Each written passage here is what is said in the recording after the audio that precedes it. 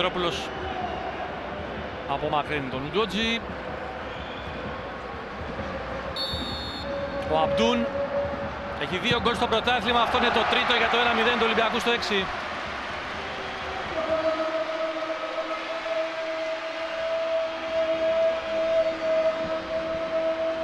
Τώρα είναι το πρώτο με την ΑΕΚ στο Μαρούσι. Το πρώτο με τον Άρη στο Βικελίδης, είναι το πρώτο του Αλγερινού στο Φάληρο.